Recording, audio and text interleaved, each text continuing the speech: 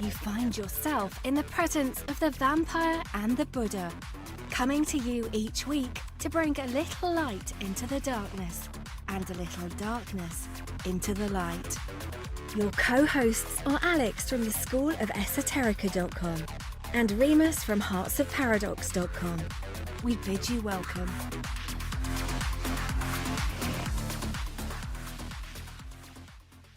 Okay, we're alive, so to speak. Hello. Hello, Master Alex. Hello, Master Remus. So, I guess we're going to speak together tonight about, let's just touch on the nature of evil, what it is, and why you might want to avoid it. Yeah, I think it's a good topic for a first episode because actually something happened recently. An YouTuber by the name of Koetting, very known in the dark magic community. His YouTube channel was taken down. Also, his social media profiles, all because some guy killed two women in the United Kingdom because of his teachings. So I think because of this happened, we should discuss also about this topic. What do you think? Well, first, let's, how are we going to define evil? Is it just, is it have a spiritual component, or is it just building up a karmic load, so to speak, where, say, you hurt somebody, and they're going to automatically start to want to hurt you back, so you're going to suffer some sort of retaliation if you harm somebody else. So, what exactly is evil? Is it evil to kill yourself, for instance? Whereas you're not going to be retaliating against yourself. I don't know. It's just a little bit of a tricky subject. How would you define evil? Well, for me, evil, it's a state of mind, of a state of energy. I think it's a mood you are you are into, a cloud of judgment.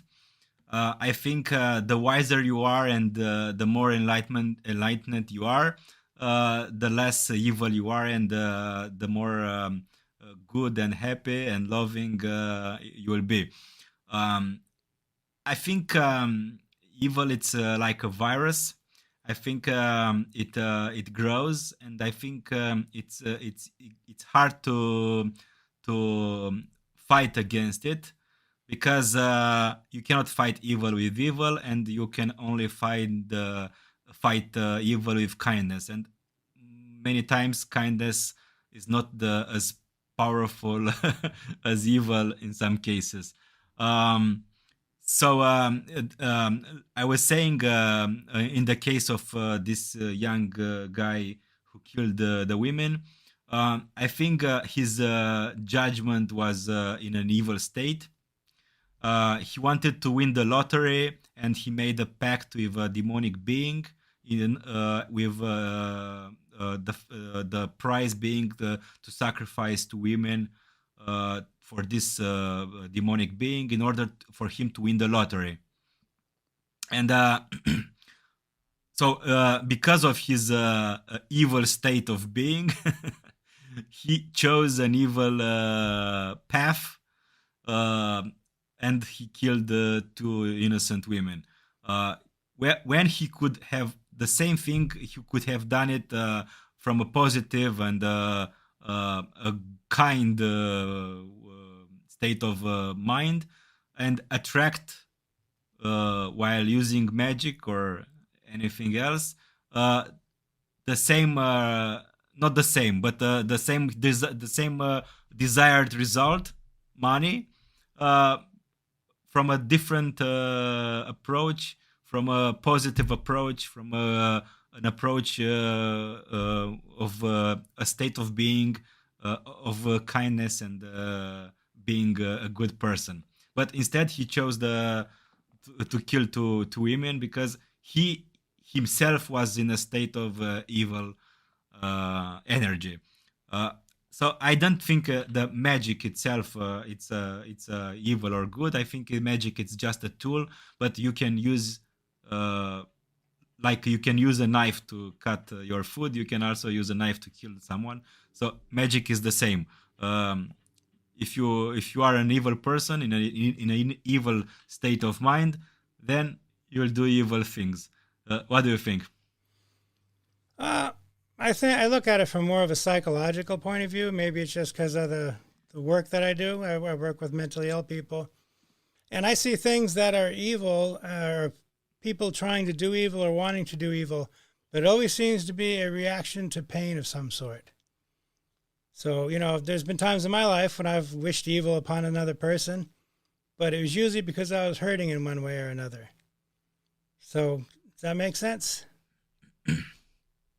Yeah, this is exactly what I was saying. I was saying that you cannot fight evil with evil, and when someone usually lives a trauma, and evil is done upon him, on him, then this person becomes like a virus person, and the evil lives in him, and then he does evil, and his victims sometimes they also will become people who will do evil to others, and so on, and it spreads. And the only cure, I think, it's kindness. But to be kind when you receive evil, it's very hard. You have to be in a very enlightened state, and in a very understanding state. And for most people, it's impossible. If we look at Jesus Christ was exactly this example. He was the person who had the strength and wise. And he was wise enough, and he was enlightened enough, and he was strong enough to resist the evil and respond with kindness and love to the evil around him. Yeah, you're right. It does spread like a virus, but so does happiness and a lot of other emotions. But yeah, if someone does something hurtful to you, your natural reaction is to hurt them right back again. And you're right. It takes a special type of person to. Just as an illustration of myself, I've there are times when I'll get in a spat with my wife, and I'll be angry about something, and she knows that what I'm really looking for is a hug. Because that's the way to counteract that, and that's and I do the same thing to her, and very often that's all you're looking for. If you're angry or in pain, you just need some attention.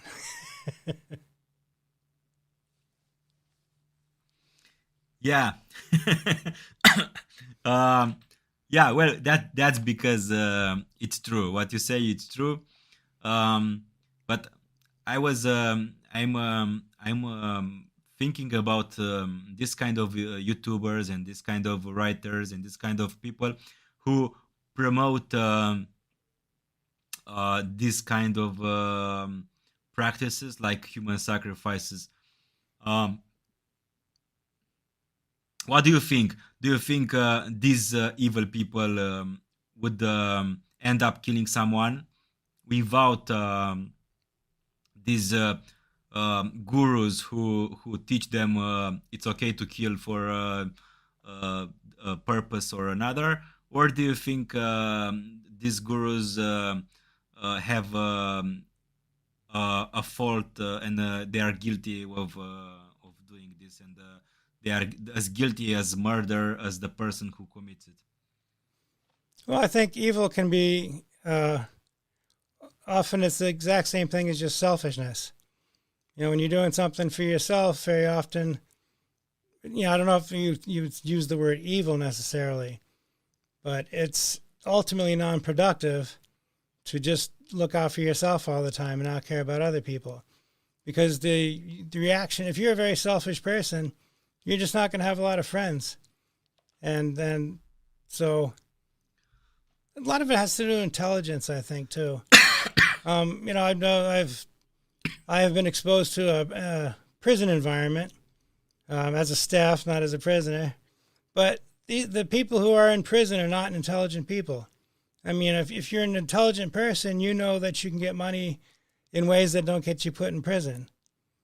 So I think there's a component there too, where it's a matter of intelligence and selfishness and just looking at the broad picture. But I'm not sure that's something that's, you know, up to the person. Are you born intelligent or do you become intelligent? I don't know. In my case, I was always a very smart kid.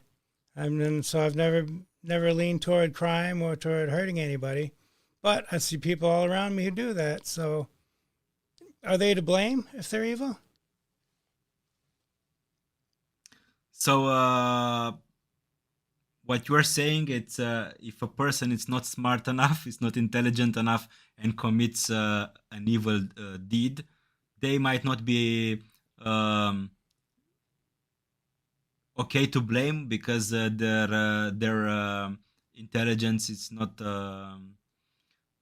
high enough to be able to adapt to the society and play by the society rules. Is that what you're saying? Okay, well, in a big picture, that would be reflected in, I suppose, in societies. In say a Scandinavian socialist sort of society, where very often they'll put prisoners in school, and they'll try to rehabilitate them to the best that they possibly can. Other countries more punitive measures.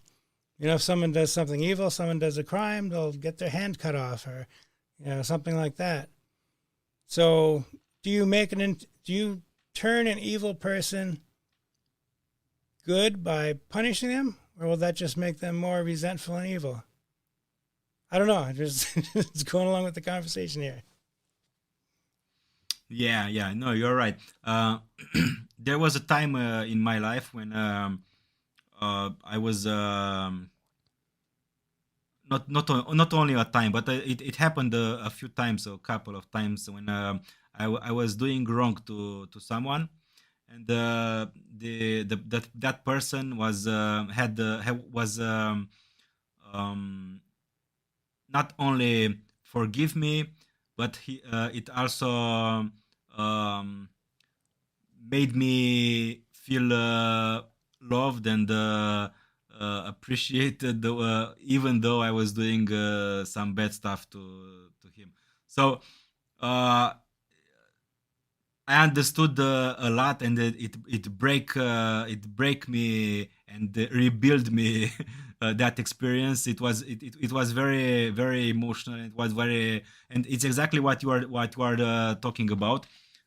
When you are let's say evil towards someone, and that someone shows you love, it breaks you, and it changes you, and then it's something you don't expect, and it's like a shock that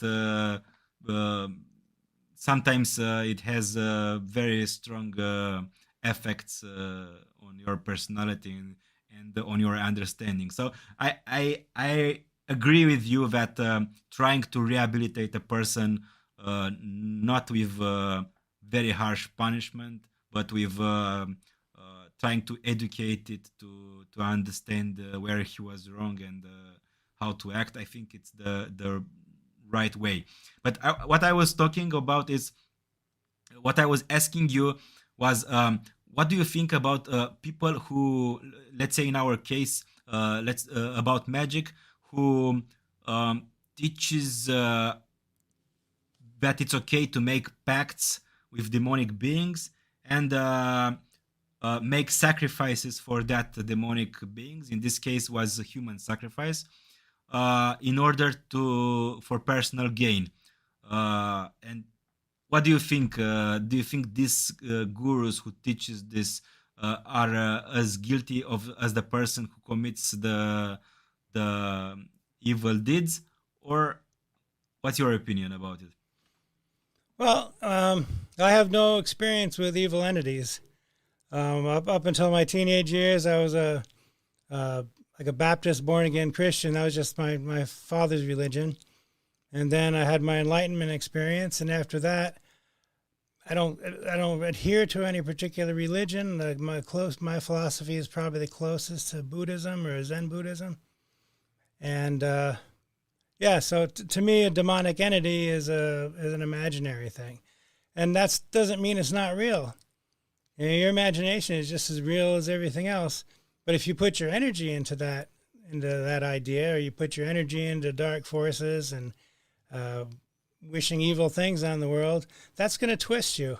And yeah, so like I say, I won't say I believe in or don't believe in demons and dark entities, because to me the idea doesn't make any sense. Because a demon would have to be really stupid, and so an entity that's that stupid is not a threat.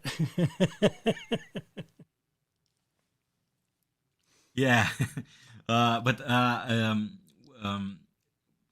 like me and you, we are uh, two guys who have some followers and who belong to a certain order, and we have people that um, look up to our what we say and our teachings and what we believe and our opinion. And do you think we have a responsibility to teach people the positive way of doing magic, or do you think it's acceptable to steer people to dark magic also? What do you think? And dark practices and demonic beings and all this kind of stuff. What do you think? You think our responsibility of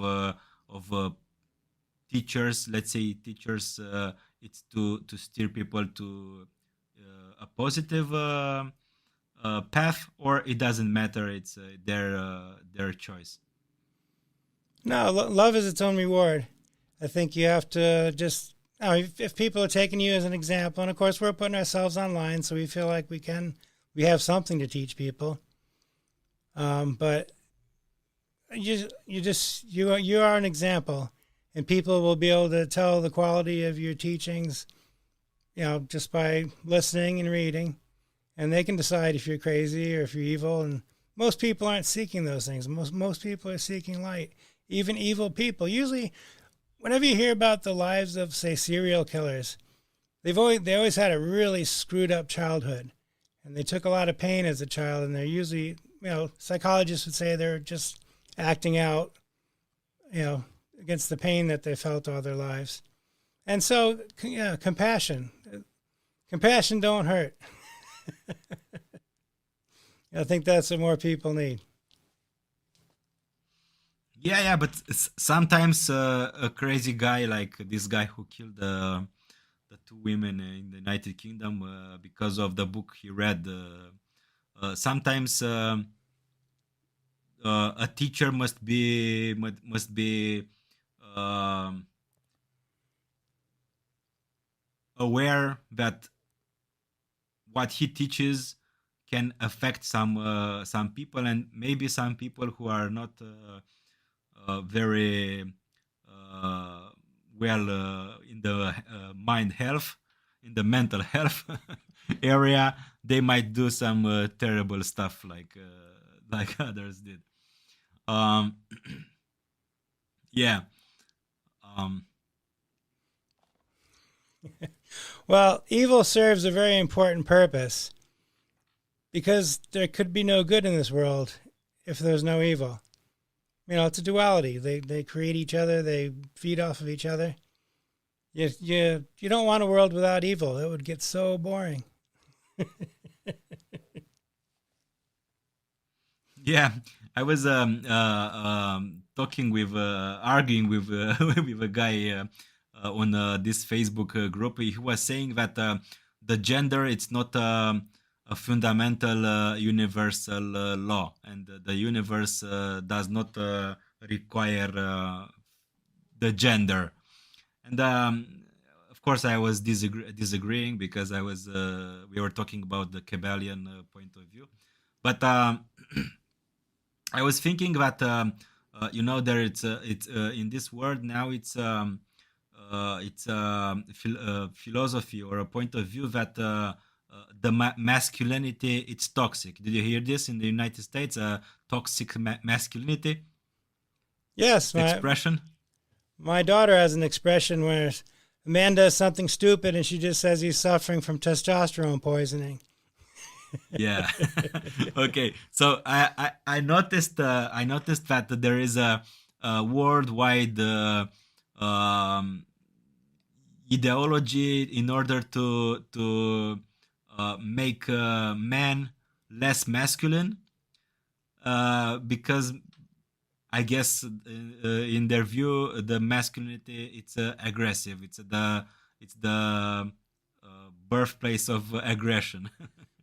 And evil also because I who made up this philosophy thinks the evil comes from men and from the masculinity of men. And I was noticing that it works because guys I was doing a dating I was a dating coach and I was doing dating um, advices and I, dating advice, and I was doing, and I was talking about, sorry, and I was a dating coach, and I was giving dating advices to guys, and I noticed the masculinity in guys has dropped since 10 years ago, let's say, or 20 years ago. They're less masculine. But uh, alongside of this, I noticed that women became more masculine. So, so even though the masculinity dropped in men, the masculinity compensated in women who became more masculine. So I guess in the universe there is no way to get rid of the gender of the masculine or feminine because if you take it from the men, it will go to the women and stuff like that. So I guess it's also true with what you are saying about the evil. You cannot get rid of evil completely because something good will become evil to take its place. To take the the evil that you made disappear. I guess there is a balance in the universe, and this balance will never be able to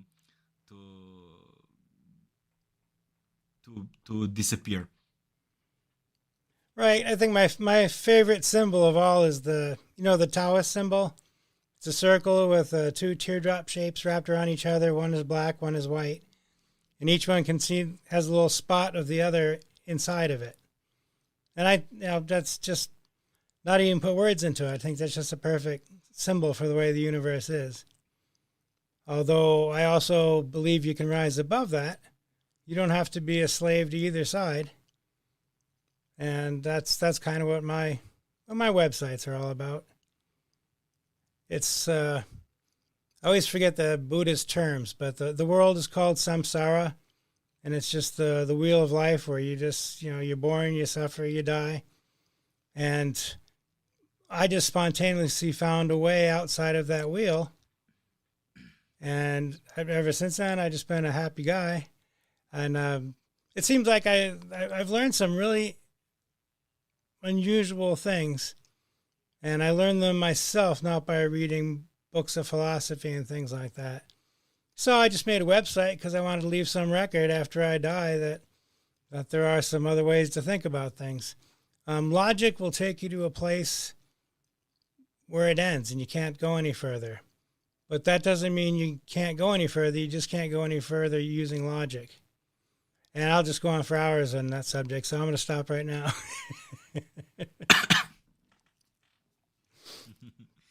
Yeah, I guess it's true. All the dual things in the universe are like yin and yang.